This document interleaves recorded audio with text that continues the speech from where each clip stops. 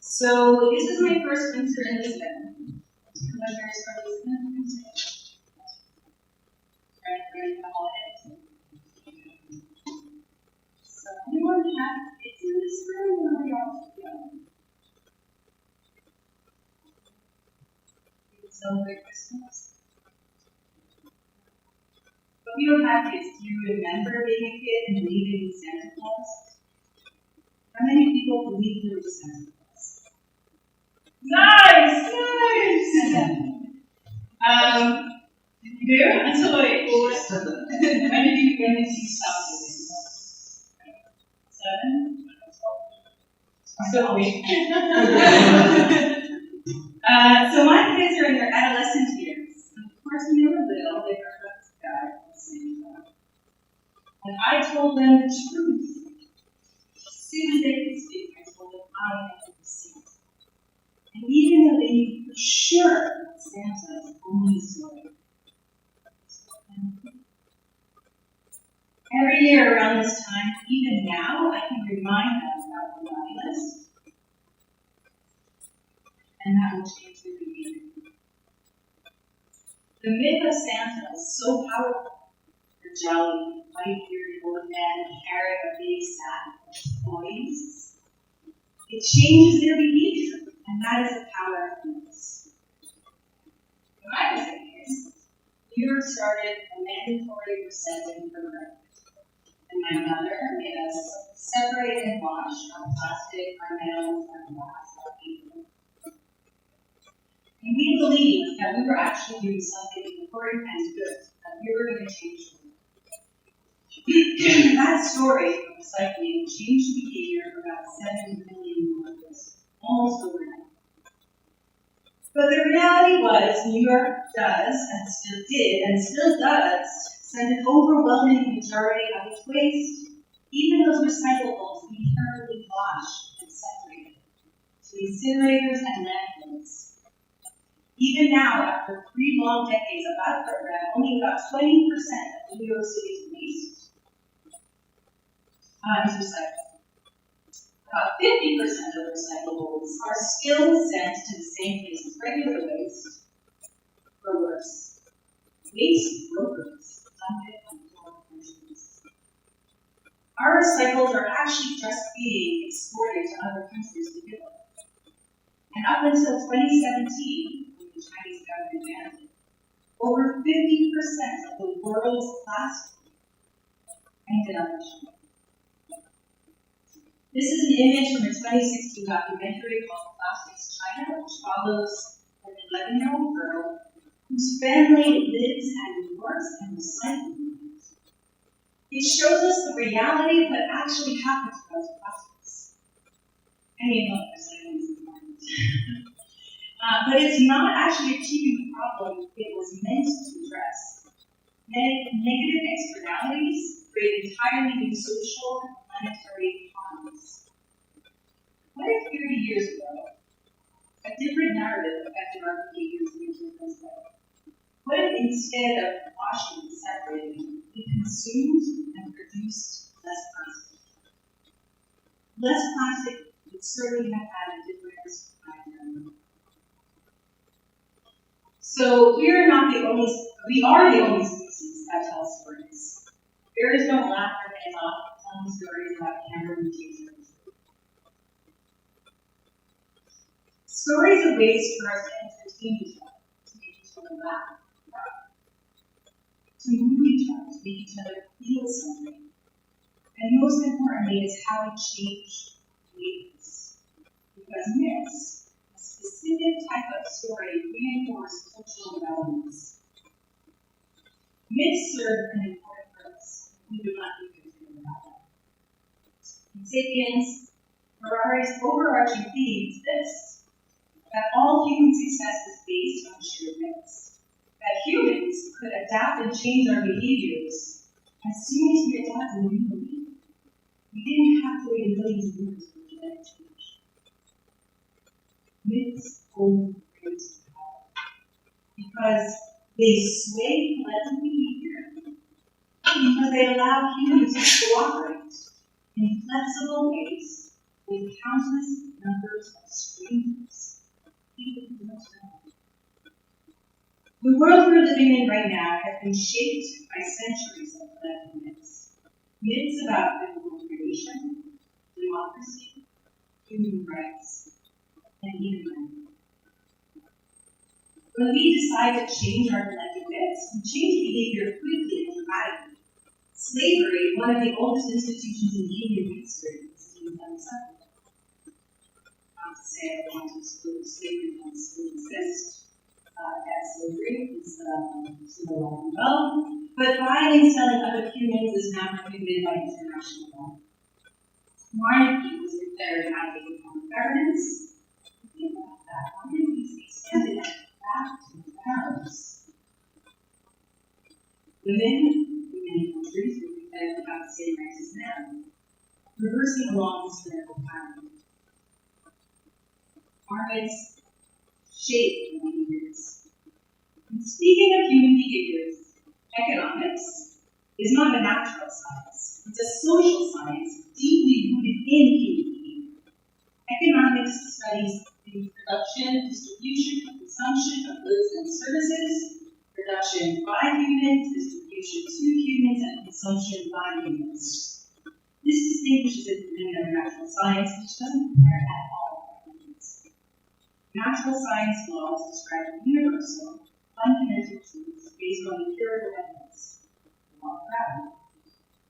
In contrast, economic laws are based on models and assumptions. They describe patterns and trends in human behavior rather than unchanging truths. The law of supply and demand, the law of diminishing returns, the law of diminishing marginal utility, these are not universal and fundamental truths. And yet, most economists study events looking only at data represented in changes in academic economic aggregates. Aggregates such as GDP, interest rates, unemployment, wage rates. Economist named Robert Shiller makes this point, that looking at these aggregates alone will not lead to meaningful understanding. He says if we don't understand popular narratives, we don't fully understand changes in the economy or in economic behavior. It's best incomplete, misleading, and worse, it's actually harmful. And Schiller's work is significant because it focuses on the human element of economic behavior and the important role of narratives. This line of economic theory, of course, isn't new.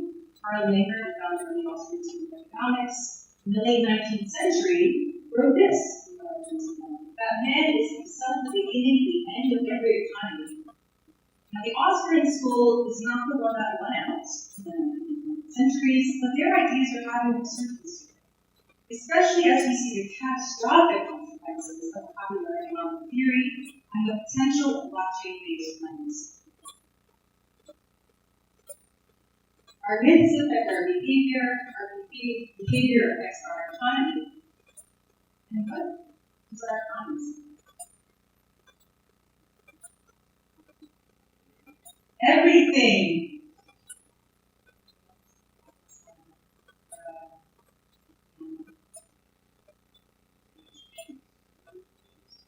Freedom of speech, freedom of movement, absolutely.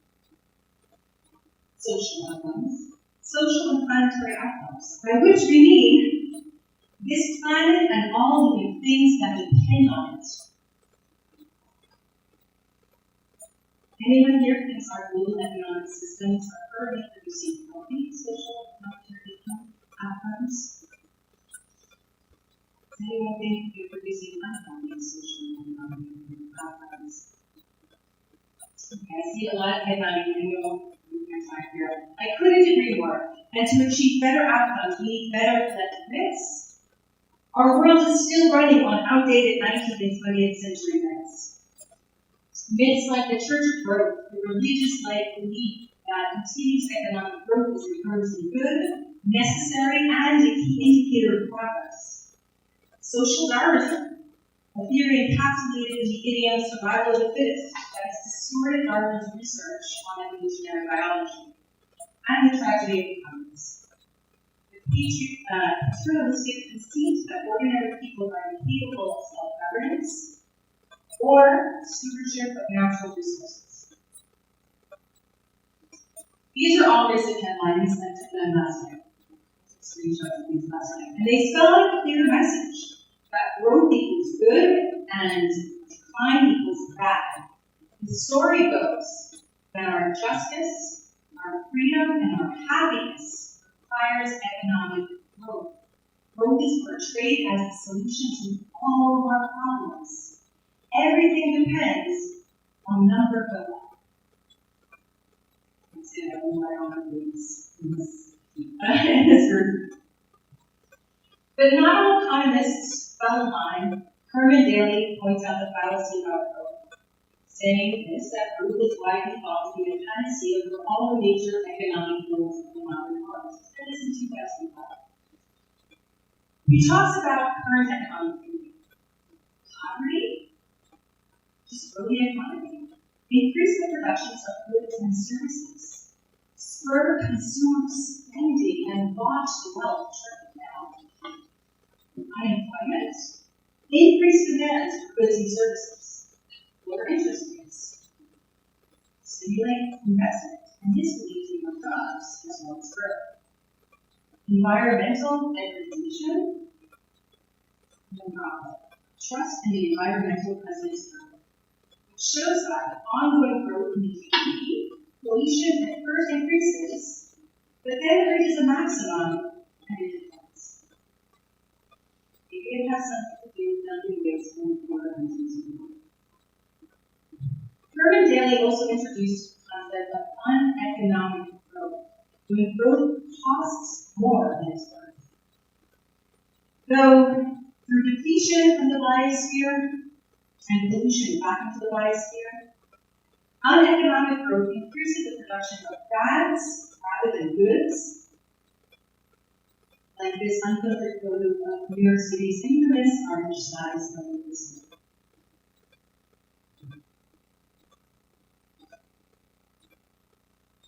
So there are economists that are taking on head-on this challenge against the Church of Economic Growth. Kate Roberts, an economist, actively challenging this mindset. She says, we have economies that need to grow, whether or not they make us thrive. And what we need are economies to make us thrive, whether or not we grow. She calls this donut economics. In the center, we have a social foundation, ensuring nobody falls short of life's essentials. And the outer circle of the donut is the ecological ceiling. Hopefully, we don't overshoot kinds of boundaries. She provides an economic framework that meets the needs of the people within the means of the planet. Stark contrast to producing solar. Kate Raworth asks us to change the story from growth addict to growth agnostic. From growth, we'll clean it up again, that wasn't growth, to regenerative by design. Speaking of regenerative, John Fullerton founded a movement he calls regenerative economics.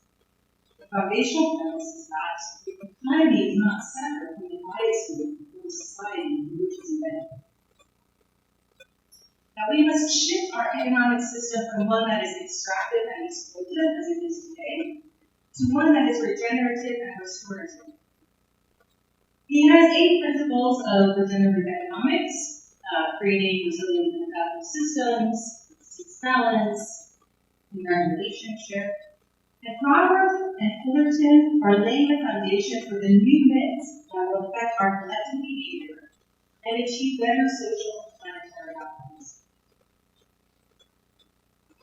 Here is a 19th century social Darwinism. This phrase, survival of the fittest, what do people necessarily mean?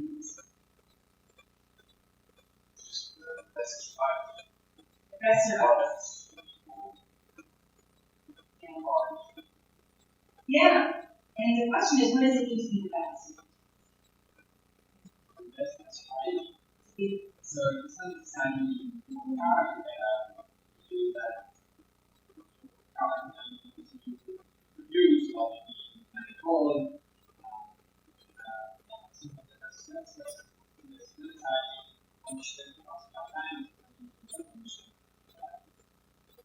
adapt. It's a very good, very applicable in this case too. Yeah, it's true.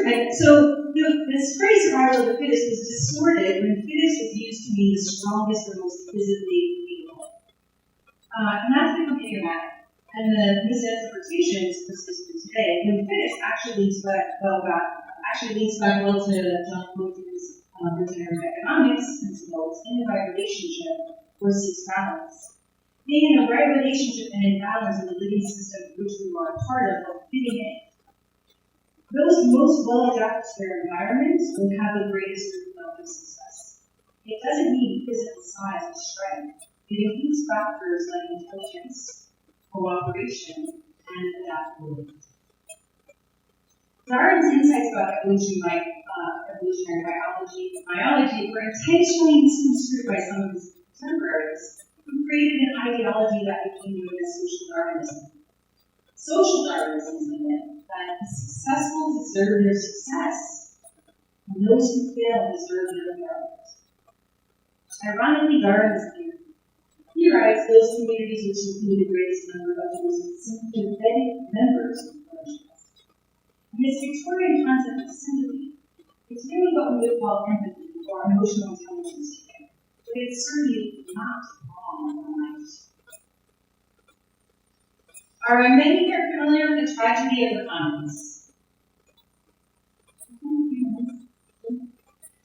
An American ecologist named Garrett Hardin famously penned this essay called The Tragedy of the Commons.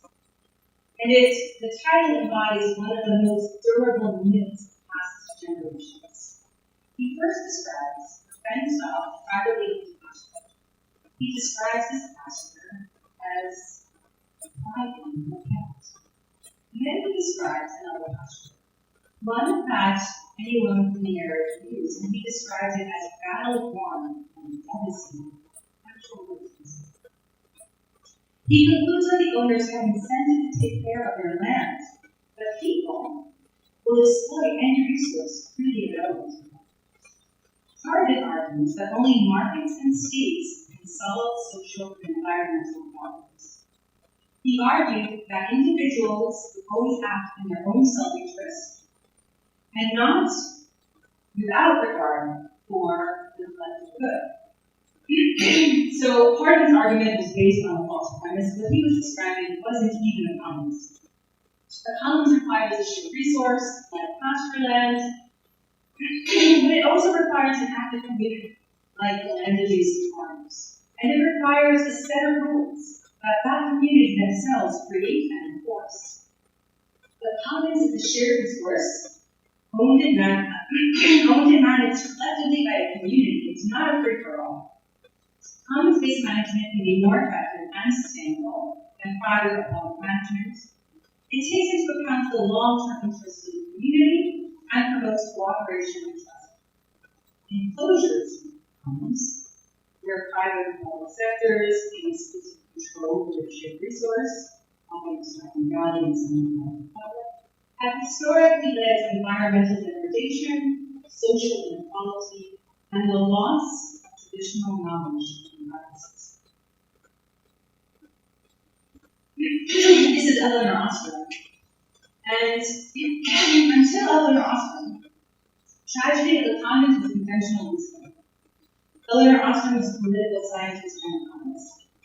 In her pioneering research, she examined how societies manage shared resources successfully without resorting to top-down control and command. Based on her extensive case studies, she underscored 8 design principles for governing commons.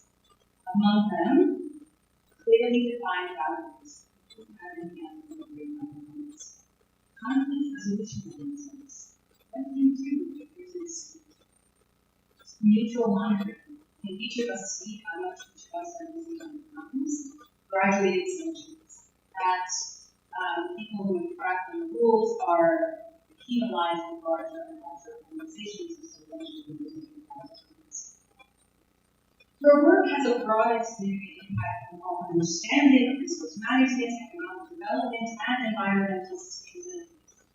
In 2009, she received the Nobel Prize in Economic Sciences, The official prize motivation read for her analysis of economic governance, especially in the commons. But in essence, Oscar was recognized for providing empirical data that humans can cooperate to effectively manage shared resources without government or private sector intervention. She won the Nobel Prize Award in economics for proving that humans can cooperate. As you might have guessed by the name of my organization, this is where common status lives. We build tools and cultural frameworks that enable communities to build Web3 commons and actively practice common. These are the core pillars of our design models, and we see commons as a vital step toward truly regenerative systems of the future. We are into low. Earlier this year, John Fullerton, one of his regenerative economics courses, he said, I've been thinking about this obviously for a very long time, and I don't know if it's possible to genuinely have a regenerative economy if we don't institutionalize commons. Kate Raworth often asks to bring more attention to commons by speaking about them and pointing them out. And Jason Potts, an economist and author of the Innovation Commons, argues that the Innovation Commons is a unique institutional form, provides framework for the creation and diffusion of knowledge and innovation. And he talks about crypto or blockchain as an innovation commons. It didn't start out closed. It started out in the open, and so much of it is still open source. We collaborated with a lot of free projects, not all are on this slide. Token Engineering Commons, supporting Token Engineering Public Goods, Token Engineering Academy, educating token engineers. ENS, which is a critical public good in Web3, Optimism, and the Retro BGF initiative to create a exit for public good projects. Bitcoin and the Apple protocol for public projects is and this is why I'm here to talk about myths. This is why I think it's so important. Because myths is the source material for social and planetary outcomes. People in this group are builders. The people who come to this workspace are builders. Builders of the tools and culture needed to replace outdated myths like church of economic growth, social Darwinism, and tragedy of commons. With one that actually lead to change our social and planetary outcomes on economic growth, regenerative by design, and institutionalization of economies. So let's go.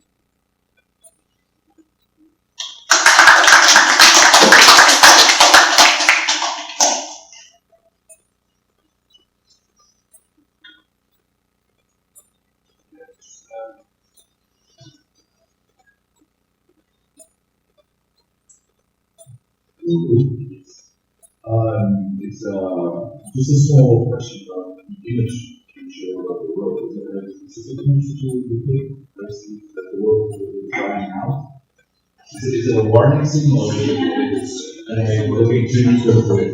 Are you warning us that we're going to die soon? I really appreciate your creative No, it's just a little. it was an image of the world that transferred back.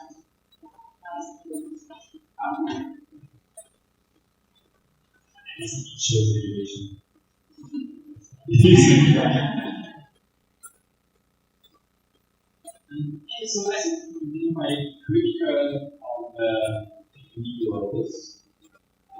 See that sometimes more on the growth, and I agree on that. But I think I would disagree that we don't need to make this whole dictionary for growth.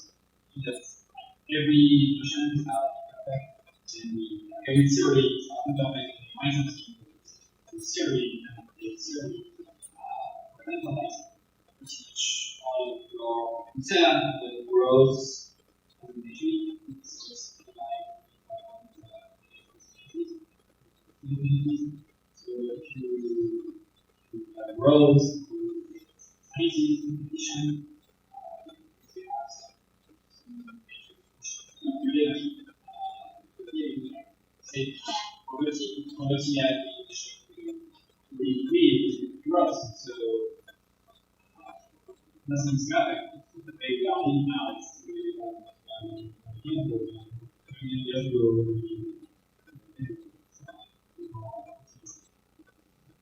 you agree on that? towards that, and we should really get into a new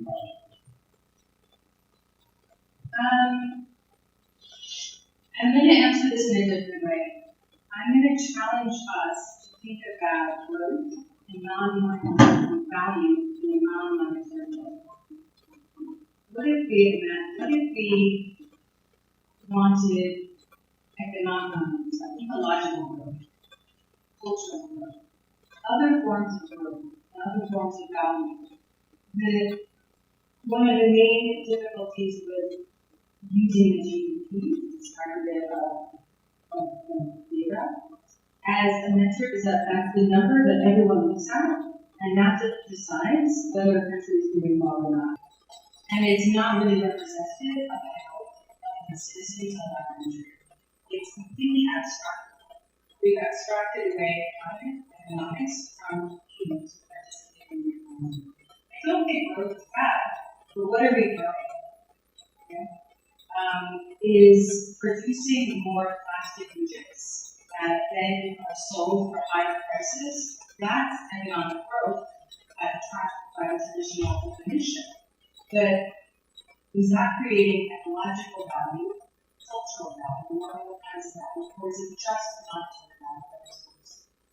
And so that's really at the heart of the problem of using just the GDP to measure the health, economic health of a country.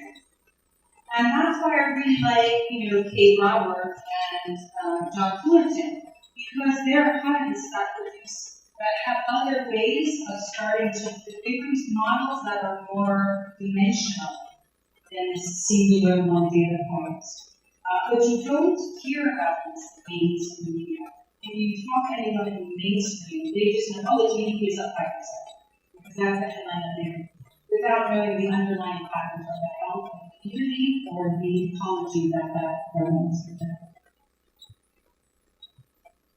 Then you have information basically you can measure the entire time, so if you basically see if we know There are some, and there are probably, there's, and that's why these are, so that's what these economists are trying to do. In fact, the person who invented the GDP, he was the most staunch opposer of using it. He was the one who said, please don't, this will actually harm what we conceive of as the economy. The economy should be representing the humans in the economy and not just some abstraction of aggregates of data points.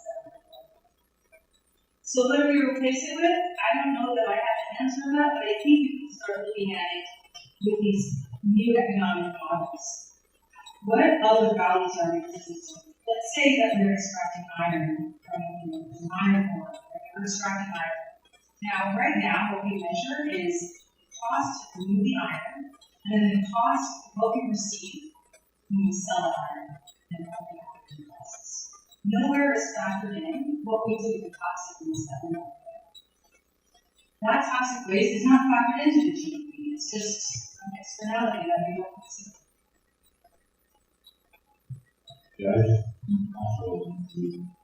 So we are a crypto audience, and most cryptocurrencies are that's a Ponzi scheme. But basically, what you explained about economic growth is that the whole economy is a Ponzi scheme. It only works when more and more labor joins the economy. It's also due to pensions. We are now paying for people that are pensioned now, but we can only keep with the pension Ponzi scheme if more and more people are willing to work to pay the more and more people that live longer and longer. So do you agree that the way economy works is basically a Ponzi scheme on itself? That if you don't continue growing, you can go down very, very, very quickly.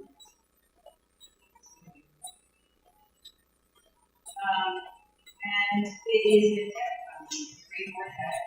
And the way out is consumer spending. I remember when I first heard on the news that savers were blamed for losing their economy because they kept money in the bank and they didn't go out and spend it. And I wasn't in the rent, she's a saver, and I was like, I don't understand. That's what we do. I mean, great is that we should earn money, save money, and, have a long-term vision, buy a house with it, or not to go out and spend it on the latest fashion. And so hearing my mother basically criminalized on MSNBC or CNBC really shook me up to the kind of environment the kind of culture that we're getting in, where consumer spending is the way out of GDP decline. And it's really great. It's great to get the people who are creating these things, and then the people who are suffering in countries where we export our externalities, and we have them being toxic and the garbage and the waste and everything else. And I think we need to stop that. That's really my thoughts about. I think there are new ways for us to approach, and I think blockchain is fundamental in that. I don't think we can do it without blockchain, and that's why I'm in this. Well, it's funny what you explained, like this is how the media influences us. Like, the problem is that it's the same way we have beer market because not enough people are buying crypto. The problem is not crypto, it's the fact that not enough people are buying. And it's the same as if less people would save and buy more crypto, we wouldn't have beer markets. But that would be an unacceptable explanation. But as you said, you're saving, the problem is the savers. All of a sudden, that isn't acceptable. That doesn't make any sense. But I think media it's very profitable. People need to learn and do their own research. Yeah, I think our economy is based on very short time horizons, time preferences, and moving towards longer time preferences. And this is what we're saying to my viewers with people that long time preferences. They were thinking about things that they could do in decades, not things that they could buy this season. So I would straight attention on states analysis, regulations. Only in the European states is the main concern of this nonsense. In the best countries, the median are the most where the economy is going. So, we stated the reason we have to shift the confidence and the information to the individual should be I'm going to tie this back to what you said, which is, I think crypto and blockchain offers us opportunity to take money out of the hands of government to make it peer-to-peer. And activation of government control of printing money and circulating to trillions multiple times over the last few years is useful. And so I really think about things like the best regulations that we investments that we have to change a lot of these incentive mechanisms to